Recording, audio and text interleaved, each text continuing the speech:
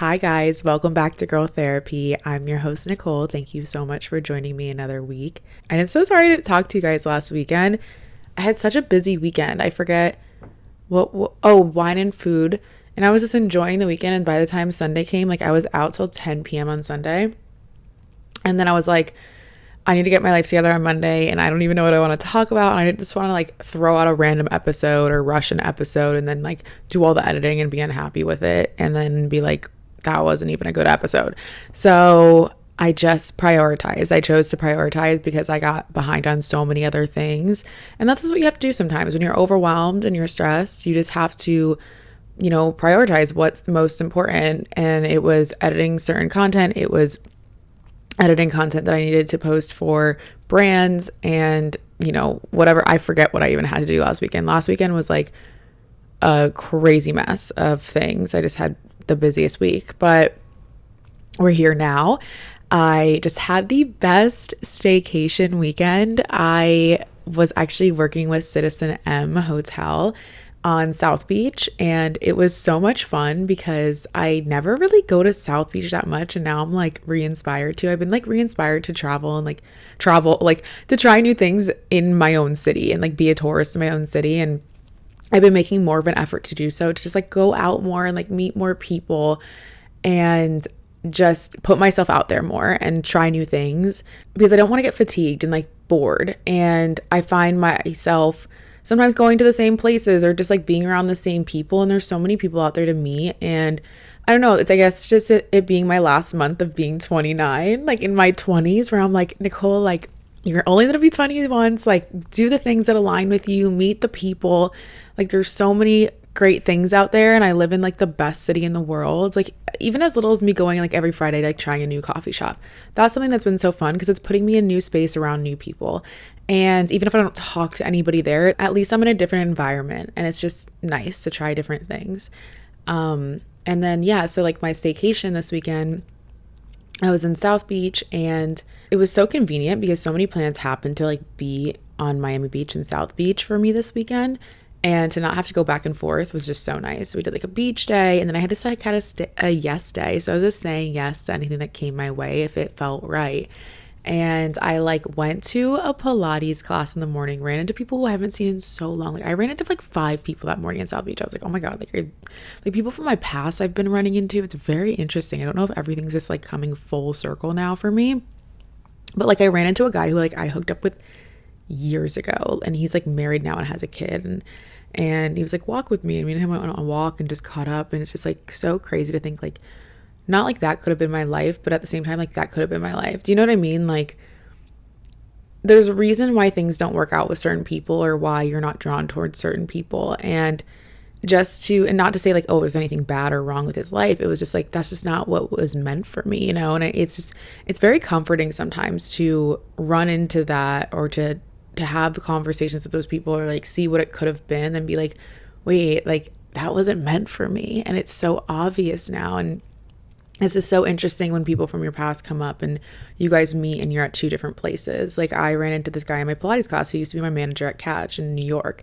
And I hadn't seen him in a while. I knew he lived here. I'd seen him like once or twice over the course of like 4 years that I've lived here. I ran into my Pilates class and I was like, oh, hi, like interesting. Me and him caught up a little bit, and then like that was it. And then I ran into him. So I like went to this day party thing, which my friend and another friend and I who I ran into in Pilates invited me to. So it was just like funny how like domino effect of things happening. He's like, come to this like thing. And I was like, okay. So I went to that with my girlfriends. And then while I'm there, one of my girlfriends invited me to like her friend's birthday party. It was like at a speakeasy in South Beach, and it was like so close to us. So I was like, there's literally no reason for us not to go. So I go, and as I'm walking in, me and my manager from Catch again run into each other. He's like at the speakeasy. He's gonna be seated at the table next to us. I'm just like, twice in one day. And then like he was with this group of guys, and one of them was like super cute. I'm not gonna like talk about my dating too much on here or anything like that, but I will say like it was nice to meet a new person and like to realize like there's more people out there who was like cute. And he came up to me and he was like, hi, and I was like, hi, and we like exchanged whatevers. And like you just never know. And it's like, if I didn't go there that day, or like I didn't like say yes to those things, I wouldn't have met that person. And again, maybe it goes nowhere. Maybe I never speak to him again. Maybe I never hear from him again. Like, but you got to put yourself out there, and that's kind of like the phase that I'm in right now. Like, I think I really hibernated for a while and like got my stuff together, and I feel confident now, like saying yes to the things that like I want to, and like going out. Like tonight, I'm even going to a thing. My friend DM'd me and he was like, hey, like, do you want to come to this thing like at Fable for my brand? And it's like 150 people who are going, and he knows cool people. And I'm just like, yeah, even though it's a freaking Monday night, like you could never catch me doing this. Like, I don't know, 2 weeks ago, I'd be like, no, but I like debated it for a minute. And then I was like, you know what? Why not? Like, I'm free. So I'm going to that tonight, and who knows who I'm going to meet there. It's just been, I don't know, I guess I've just been feeling like really energized like this month so far. And then I'm trying to figure out my birthday stuff, which is stressing me out, but we're not even going to talk about that. Turning 30 on the 29th. So yeah.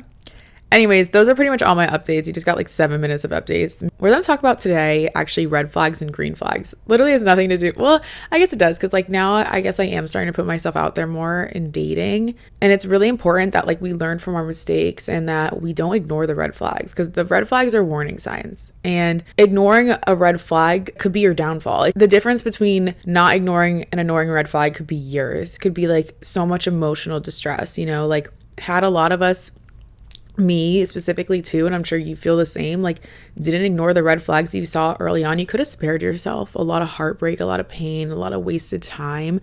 And I'm no longer wasting time. And if somebody's showing me a red flag, I'm not going to take that as like a yellow flag. I'm not going to ignore that, because it's there for a reason and you're feeling that way for a reason. And it's really important, especially early on, to like nip these things in the butt and to notice them early on, because it's harder to ignore a red flag when you're in deep with the person or you're emotionally attached or invested.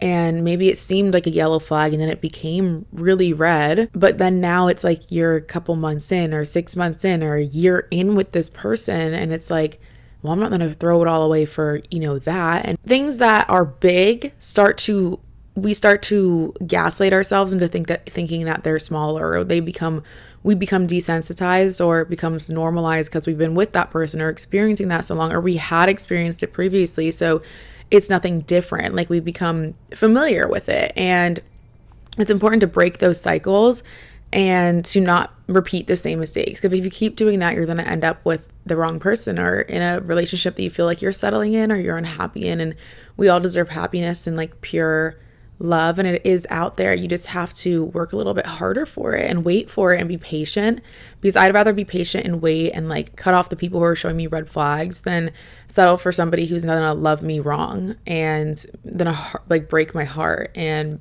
I'd rather be alone and love myself and respect myself than with somebody who's not showing me respect, doesn't love me right, and isn't making me a better person or a stronger person, bringing out the best in me or bringing out the best in each other. If you're starting to date, like I said, don't ignore the red flags. You're not missing out on somebody. Like, don't be like, oh, he's so hot, but like he barely communicates with me. Like, okay, well, you're going to find somebody else who's hot. I guarantee you that. And you can find somebody who's hot and communicates with you. Being hot does not override that. Being hot is exterior, and that's gonna fade. And at the end of the day, you have to like somebody for who they are inside and their heart and how they make you feel. So we can start with the red flags then. Somebody who's spotty, someone who's inconsistent and doesn't communicate. That's like the number one thing. I think if somebody is inconsistent with you at the beginning too, that just shows you how they're going to be. I think if somebody comes in and out, first of all, it can be a manipulation thing, and also like a narcissistic thing. If they think that like you're always readily available, everything's on their timeline, this and that, they're coming in hot and heavy and then they disappear and they ghost you for a little bit, or they're just like in and out. It's not a good feeling. And somebody who does that doesn't have any care for your emotions and really doesn't value you that much. Sorry, I'm going to hold your hand when I say this, but that person is emotionally unavailable and emotionally detached, and maybe just doesn't like you that much. It could be both things. They could just not like you that much, or they could just not really be investing in you emotionally. And it has nothing to do with you. It has to do with them. And I think that's the most important thing, is not to take these things personal. And when you don't take things personal, it becomes easier to take the red flags seriously, because it's not a reflection of you and your character or you. It's a reflection of them and the things that they have going on in their life.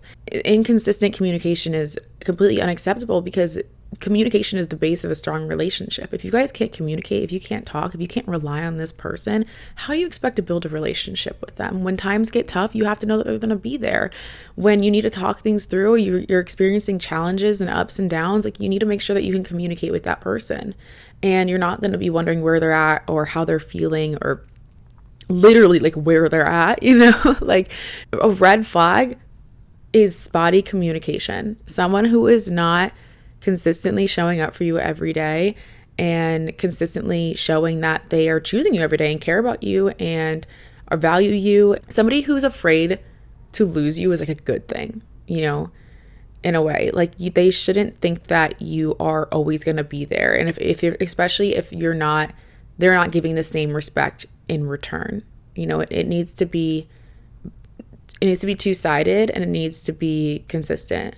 And that creates security, and that's a very strong base, is when, you're hearing from somebody often, especially when building a relationship. Also, just like on the basis of that is like communication in general, and like being willing to communicate how they communicate with you. Do they raise their voice? Do they get angry? Do they get set off easily? Like, are they super jealous? Are they controlling? Like, the science of these things.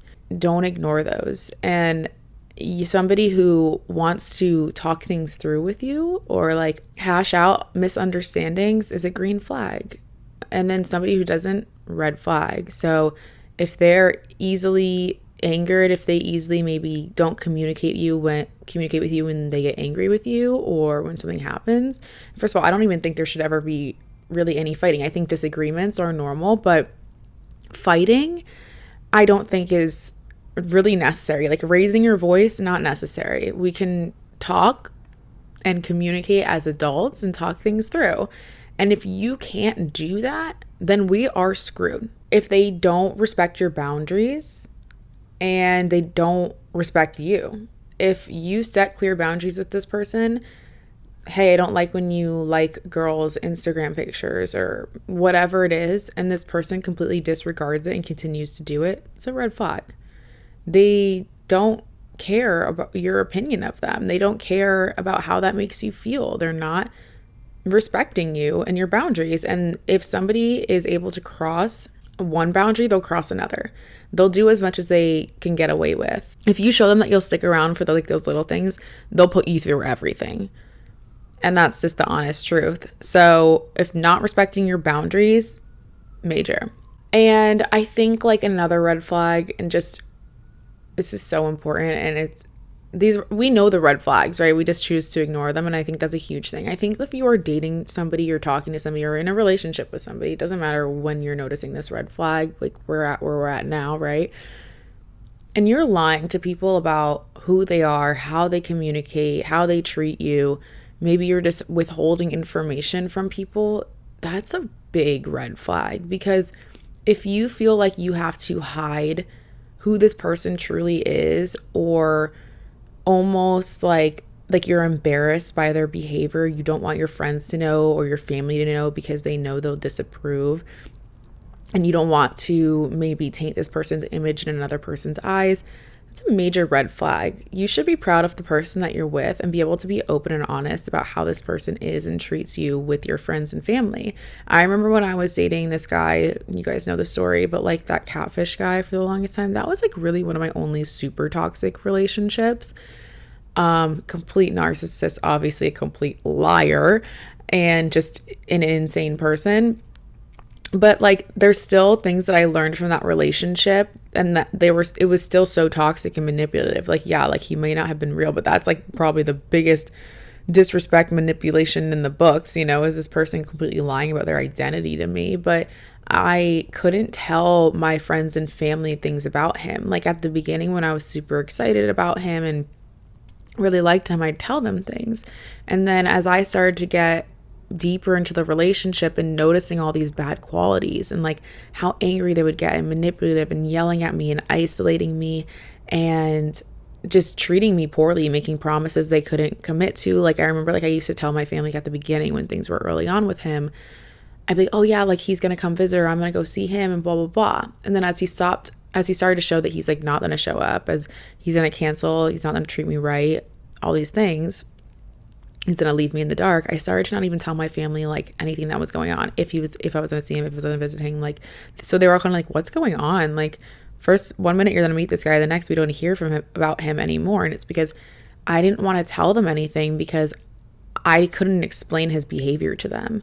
And I didn't even know what was going on. I didn't want them to hate him or judge him before I even had a chance to like, I mean, at this point, like meet this person. Mine was like on the extreme end of the spectrum.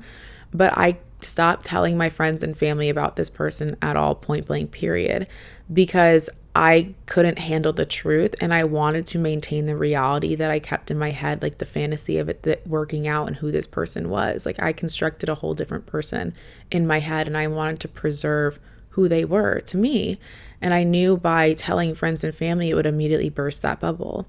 They would hold the mirror up and show me exactly what's going on. And I wasn't ready to face that. So I think if you are hiding things and even just distorting stories a little bit and not telling the full honest truth, or even just like making up little lies and pieces, that's a big red flag that this person's, one, not treating you right, and two, like disrespecting your boundaries and not aligned with your morals and values.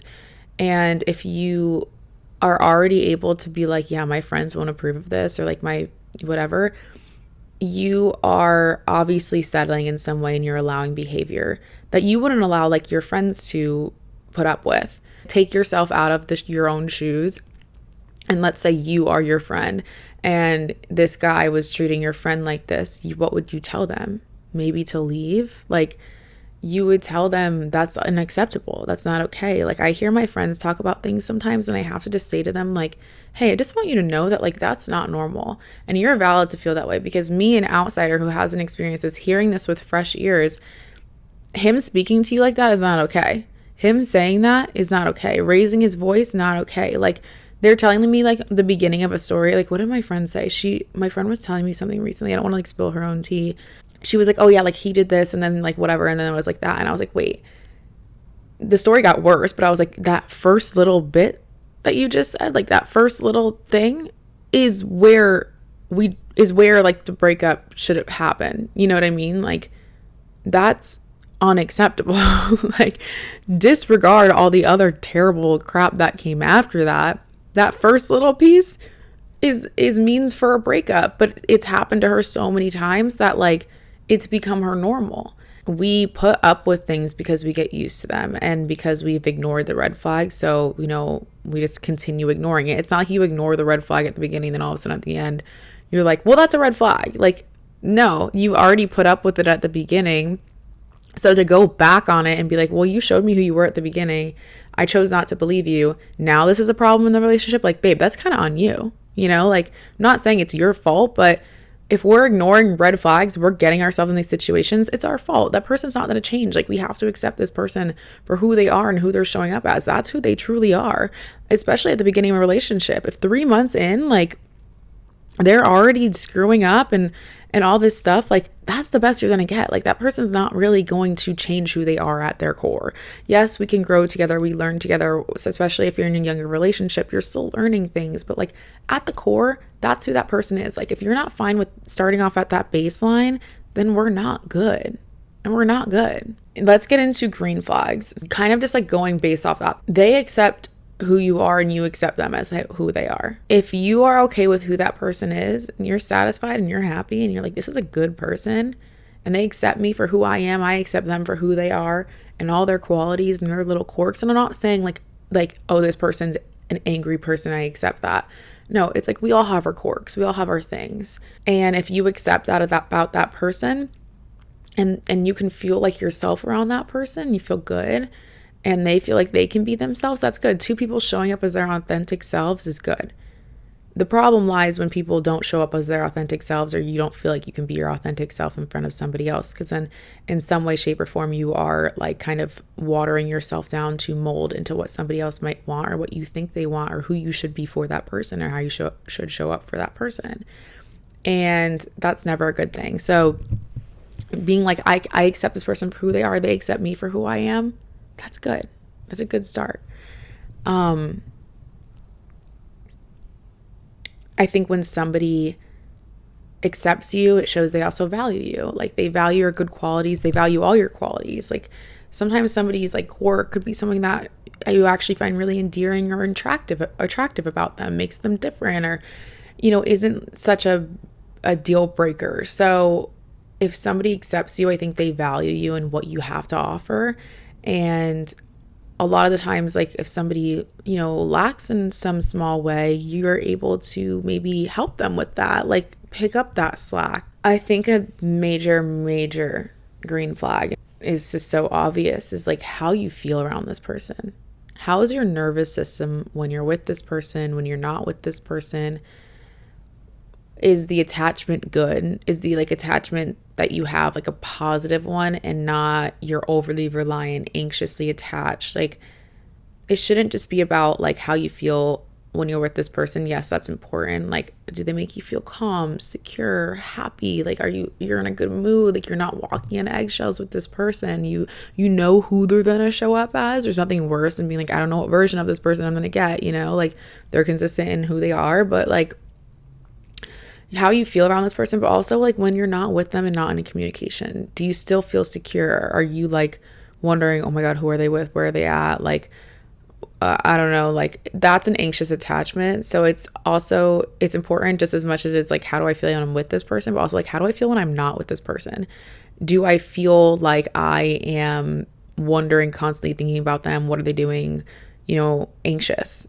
That's not good, because they should make you feel secure. And I think in our guts, we always know, and don't ignore that. Listen to your gut. And if you're feeling like, good vibes, it's probably a good vibe. If you're feeling good about it, it's probably good. Like, we'd be lying, and I have lied to myself, like wanting to make things work, being like, yeah, I love this person so much, I feel so good around this person. But deep down I knew, like, oh my God, this person like makes me feel so anxious. Like, I do not feel good. Like, I feel like I'm gonna throw up, or like butterflies. Like, too much of that is usually not a good sign. So don't ignore that. Definitely don't ignore that. Another thing is, like, do you guys align in your values? And you don't have to have the same exact interest, but like, do you align in how you want to live your life? Like, do you live semi-similar lifestyles? For me, a core value is like health and wellness, and how somebody takes care about themselves. I take care of myself. I really value my health and wellness, and it's a reflection of my character, honestly, and like my mental health. And I do think that somebody who doesn't take care of their health and doesn't value that much in themselves is not somebody who I would want to be with, because I think that's kind of a reflection of how they would treat me and how they feel about themselves. And like, it's really important to me that somebody goes to the gym and works out and like does the things that make them feel like healthy dopamine. Like, I don't want the person who is partying all the time. Like, yeah, like, I can go out. I went out this weekend, but I still kept to my core values of like not drinking and like mingling with good people. Like, even though I was in the same space as somebody, I still held on to my morals and values and showed up as somebody that I was proud of. And that goes for my person too. Like, we need to be aligned in those things. And we don't have to have the same exact interest, but like, I live an active lifestyle. Do you live an active lifestyle? That's really important. Like, just being clear on the things that we want. And I just posted a TikTok about this recently. Have the hard conversations early. Talk about the things that you want early. I know I'm 29 and like, we're not dating and whatever, but it's like, do you want kids? I need to know that, because I want kids. And if you don't want kids, this might be a crazy thing to talk about on a first date, but like, we might as well stop this while we can. I don't want to be 3 years deep with you, and then suddenly you're like, I told you on day one I didn't want kids, and I ignored that. No, because now it's like, well, we're screwed. Now what? Like, now I'm either not having kids, or we break up and I'm restarting with somebody new, and then I have to get over the breakup. Like, I could have spared myself. So have the conversations that you don't want to have, that are a little bit uncomfortable early on. And like, the more you have these conversations, the more comfortable they become. Like, it shouldn't be an uncomfortable conversation to talk about what we want. That's not ridiculous. It shouldn't be uncomfortable to be like, do you want a relationship or not? Because that's what I'm looking for. Like, stand stand strong in the things that you want and your core values, and somebody will appreciate that. And especially somebody who wants the same things as you will appreciate that. Like, I'm emotionally available. I want a relationship. A guy saying to me, I'm also emotionally available, I do want a relationship, that's what I'm looking for, that doesn't scare me. That's only going to scare the wrong person. Because I want that thing too. I would never be like, whoa, whoa, whoa, this guy said he wanted a relationship on the first date, like red flag. No, that's a green flag. If he was rushing things, if he like just got out of a relationship, if he, was like overly bearing and overly like, you would know the sign, like, okay, then that's a red flag. Like, but if he was just like, yeah, like, I'm looking for a relationship, great. We're aligned in that. Perfect. Now let's talk about like how we live our lives. What are the things that we want from our life? Do we believe in do we like to travel a lot? Do we like to try new things? Are we adventurous? Like, how do you love? That's also important. What's your idea of a healthy relationship? What's your idea of love? I need to know these things. I need to know what that looks like for you. And if we are aligned in those things, that's great. People have different definitions of love, and people have different views on life, and I don't know what yours are. I know what mine are, and only you could like be the person to tell yourself like, okay, that person is aligned or not. Like, I can't sit here and list all the core values in life and things that you want, but like, you can list those things, have them in your notes, have them at the top of your mind, so that when you do go out with somebody or meet somebody, you know exactly what you want to say, you know exactly what you stand for, and you don't forget it, and you don't waver just because he's 6'3" or athletic build and has tan skin. Like, like, you need to hold on to the things that you value. And if somebody doesn't align with those, be okay with walking away, because it's going to be better to walk away sooner than later. Honestly, like, I think those are like the pretty clear red and green flags. You can get even more specific, obviously, with things about actual behavior and mannerisms that are red flags, and like how to tell if somebody's gaslighting you or a narcissist. Like, obviously those things are red flags. How to tell if they're doing that thing, that's a different story.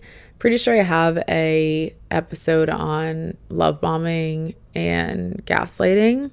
We can do a different episode if you want me to do it on that. But at the end of the day, like, I think you just know. And you need to reflect and remember past situations and relationships that haven't worked out, what the downfall of that was, what you learned, and what you don't want to repeat.